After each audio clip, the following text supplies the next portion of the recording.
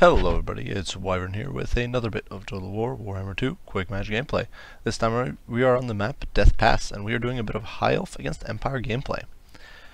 So, obviously, for High Elves it's a fairly strong matchup, and I just wanted to do a fairly conventional build, nothing too fancy, but I did dispense with any cavalry, and we are going pure infantry spam. High Elf cavalry is of course fairly expensive. If you go with the cheaper variants, like say Silver Helms, in my opinion they're rather weak. And they don't trade the best with Empire high-end cavalry, especially Demigryph Knights with halberds, who you will see pretty often. So I wanted to make a build that would kind of just be able to deal with that, and hopefully deal with most of what Empire can bring. The other problem is that, of course, none of the High Elf cavalry really has armor piercing, and against Greatswords, which are a fairly common pick in the Empire roster, they're not that great. And of course Empire does still have access to net spells, which can be pretty brutal if you get caught and gunned down, that sort of stuff. So for a variety of reasons I didn't really want to bring cavalry here. Though obviously it can often be very useful. For my lord I decided to bring Tyrion, and this is my only little bit of mobility here. Tyrion of course is an absolute melee monster, crazy high melee stats, melee attack, melee defense, good weapon strength, great charge bonus of 90, armor at 125 is actually really solid. He does have great magic missile resistance at 15, and more importantly fire resistance at 45%, but that's fairly irrelevant against Empire, which doesn't really bring much fire. He does also have martial prowess built in, just like a normal elves. Heart of Avalorn, which is a pretty cool self-heal, and this means that I don't have to commit a healer to him. He will basically always heal when his HP drops below a certain point. He has this great stand your ground ability of plus 27 melee defense, and of course the 16 leadership, just usual stand your ground, good stuff. Help the infantry, stiffen up my infantry corps. Fainted Post, which is a pretty cool duelist sort of ability, which will make Tyrion much better at fighting other heroes because it roids his already ludicrous melee stats up through the roof. And finally Sunfang, which is a pretty cool little breath spell, which can actually really do a lot of work to squishy infantry. It can absolutely annihilate their formations, and Empire of course does have a lot of squishy infantry, so potentially Sunfang could be really powerful. It does have a long cooldown though, so it's and you have to be on melee to recharge it, so it's unlikely that I'll get more than one cast off in the game. Alongside him I did bring a Mage of High magic, and this is simply because the Mage of High Magic has three particular spells I wanted to use. The Lord Sniping spells, the Tempest, as well as Arcane Unforging. And I can just pick and choose whichever one I want to use depending on what my opponent brings. Arcane Unforging, of course, if my opponent brings, say, a Footlord, if he brings a Volkmar or something like that, I can hit him with Arcane Unforging. If he goes flying, I can hit him with Tempest, lock him in place, cause a lot of damage, and at the same time make him a really easy target for my archers. Of course, the Empire Flying Lords do not have the worst of armor, so they will still not be that susceptible, but nonetheless, does let you do a little bit of damage. Finally, of course, Apotheosis, which provides HP boost or HP regen, as well as allows the unit to cause fear, which is fairly irrelevant. The main reason I bring this is, of course, for the heals. And of course, we did bring a Starwood Staff and Book of Hoth just to improve our power reserves and power recharge rate. Going through slow-mo, our infantry is composed of 4 units of White Lines of Grace on the front line, 2 units of Phoenix Guard, 1 on each flank, and 2 units of Spears in the back. The Spear units are there to shut down enemy cavalry because, of course, Empire has a very powerful cavalry contingent, and I don't have access to any net spells with this build. And secondly, because the White Lines of Grace and the Phoenix Guard can trade somewhat effectively with Greatswords, who I'm expecting my opponent to bring in this build. Finally, in the center of my army, 4 units of vanilla archers, nothing fancy, not the armored variant. So these guys will be very squishy. They'll go down like 9 pins if they get attacked in melee, but at the same time they can definitely dish out a lot of ranged hurt and hopefully outshoot my opponent. My opponent actually did a build fairly similar to the one I've been recommending, though he did not veteran up his Greatswords as well, and I do believe that is a bit of a mistake. But he did decide to run the front line of Greatswords, which of course have very solid armor, very solid melee stats against infantry at any rate because of their bonus against infantry, and with thanks to their armor they're actually pretty tanky against my shooting. They are backed by Empire General on the Griffin. The Empire General has been reworked. Actually, he no longer has access to the Potion of Toughness, but he still does get Foe Seeker, of course, and good old Charm Shield, which will make him a bit more resistant to damage. On the ground, he also does have a Celestial Wizard with a Power Stone, which is a pretty nifty ability. Just improves your power reserves and power recharge rate. So Curse of Midnight Wind, just good debuff.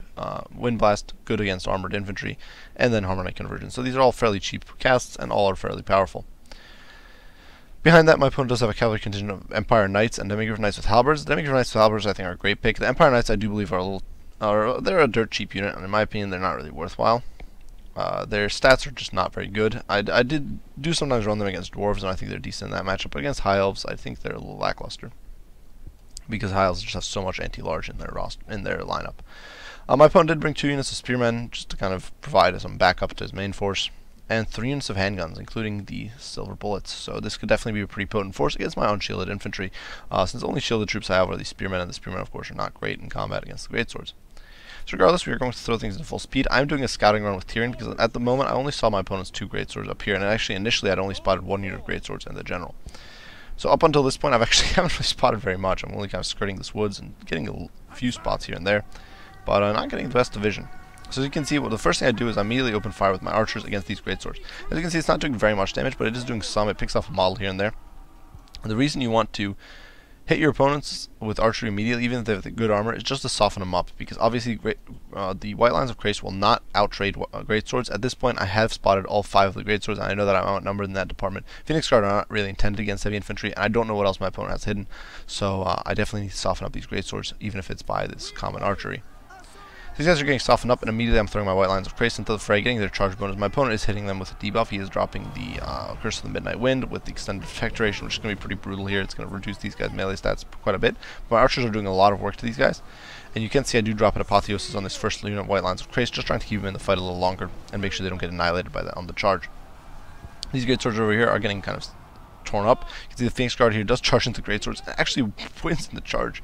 They actually trade really effectively there. They're being hit by Harmonic Convergence, though, which will make them trade pretty effectively and tear through this Phoenix Guard at a fairly quick rate. I definitely think the Harmonic Convergence is a pretty cool choice here.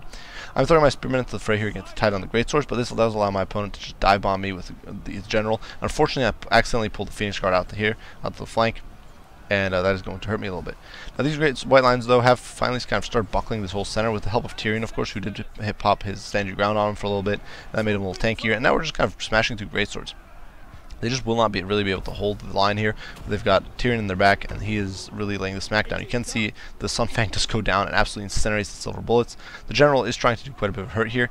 He's being hit by Charmed Shield. He has popped Charmed Shield and Foe Seeker, but he's being focused on by the archers, getting surrounded by spearmen. He only has 85 armor and not the best melee defense, so he's really actually susceptible to the Elven Spears. And there are Phoenix Guard incoming. There are now Phoenix Guard incoming, and they will lay the smackdown on him. Shortly, he is going to get hit by Arcane Forging, and that is going to start taking off his HP very, very quickly. It actually lengthens the cooldown on his heals. In the meantime, over here, the spears are barely holding against the greatswords. That said, as long as their martial prowess holds out, these guys can actually trade fairly effectively in this situation. In the meantime, these white lions are starting to get into the spears, and they're just chopping through them rather quickly. Phoenix Guard, though, are definitely not having the best time of it. My opponent does get his Empire Knights into the back. Fortunately for him, though, the General of the Empire does get caught by Tempest and is now getting absolutely mown down by a bunch of angry Elven archers who do whittle him down quite a bit, actually. Over here, the Knights do get a charge into the back of my spears. My spears are not really buckling, but I'm able to get the recharge on the Knights with the Phoenix Guard, and the Phoenix Guard will really, really make sure these Empire Knights have an absolutely atrocious day.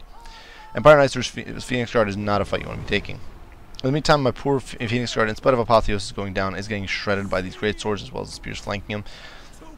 But I'm, in the meantime, throwing in some white lines of Krace, and my opponent no longer really has the casts to stick around. These spearmen are getting melted despite being hit by a stand your ground from Tyrion, but at the same time the Empire Knights are getting slaughtered, and these great swords will not be able to hold out against Phoenix Guard. Great swords don't trade one-to-one with Phoenix Guard, it's just that they trade fairly cost efficiently. I'm trying to make sure to posture my spearmen out here to intercept these demigryphs so my opponent tries to swing around in my backline.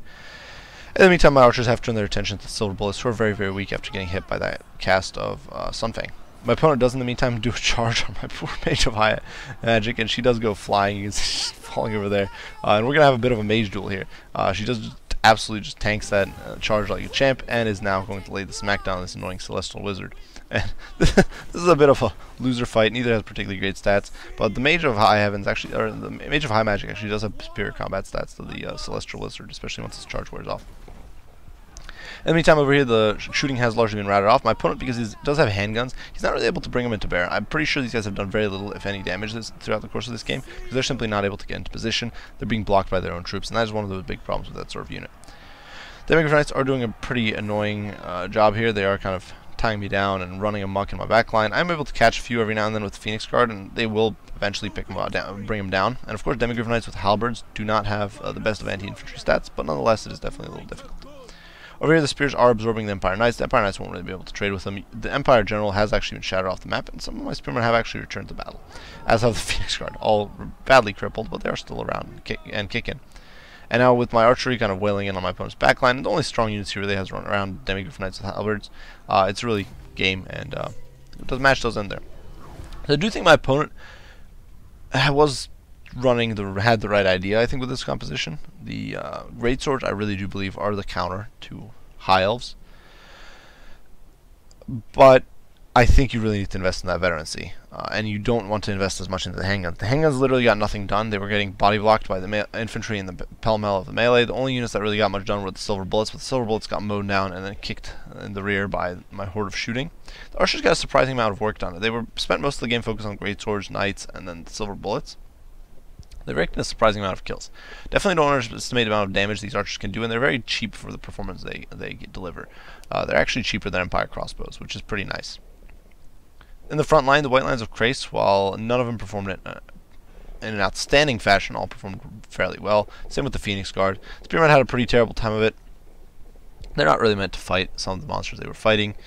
I definitely really liked the Mage of High magic. She helped with the Celestial Wizard, but with the Arcane Unforging and then Tempest, she managed to shut down the enemy general of the Empire and get him shot to bits and essentially deleted. And she also helped with the Apotheosis, just keeping units in the fight, especially early on in the initial kind of shock engagement between the white lines and the black, I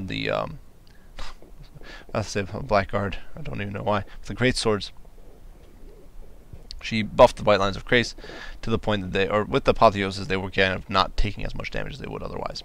Phoenix Guard, great job. Yeah, Tyrion had a decent cast of Sunfang there. Didn't really get an ideal cast, but he did mow through the one unit of silver bullets while my opponent wasn't watching. But yeah, I definitely think my opponent's army comp wasn't bad. I think the Celestial Wizard is actually a cool pick. I don't actually think it's that bad of a choice against the High Elves, because the debuffs are pretty significant that he provides. And actually, the Wind Blast is rather powerful against a lot of the High Elf roster. As I've shown in some of my previous casts, you can you easily use that spell to break the enemy martial prowess, and once they lose that martial prowess, or martial mastery in the case of Phoenix Guard, High Elves are very, very susceptible to just getting massacred. Because that is where a lot of their cost really comes from, or why they're so expensive, because of that martial prowess. So if you can somehow reduce that, you can get by fairly well. The General of the Empire did not have a good time. He landed only 9 kills and got slaughtered by a bunch of low-end spears and some archers, and then the Phoenix Guard, I suppose. So really not the best time of it. The other interesting thing I think is that with the buffs from the Celestial Wizard, the Greatswords were actually able to actually win out against the Phoenix Guard, and was almost a 1-to-1 fight. And that definitely kind of demonstrates, I think, how powerful they can actually be with the right buffs. Because the Phoenix Guard is significantly more expensive than Greatswords, especially on veteran ones at 950 compared to the Greatswords. Or the Phoenix Guard at 1400. It's definitely not an even trade. I definitely think, though, if you are trying to slug it out with High Elves, it is good to invest in veterancy in your Greatswords and not really bother with this much shooting. And the shooting that you bring, you want to have stock. I think that I have any criticisms, those are my main criticisms. If I had another one, it would be the choice of General of the Empire, because General of the Empire in his current state is severely buffed compared to or nerfed compared to the old General of the Empire. He no longer has any source of self-sustain. He's squishier than Karl Franz. His combat stats are not as good. He's just overall inferior to both Karl and Boris, who Boris of course brings huge debuffs. Karl brings huge buffs and is a really solid melee combatant, in both cases. So I think the General of the Empire is not really a worthwhile pick. But nonetheless, good game to my opponent. Yeah, I do hope you guys enjoyed the video. If you did, be sure to leave a like and subscribe down below. If you have any comments, criticism, any questions about the game, be sure to post them down in the comments, and I will respond as soon as I can. As usual, guys, I do appreciate you all for watching, and I will see you on the next one. Wyvern out.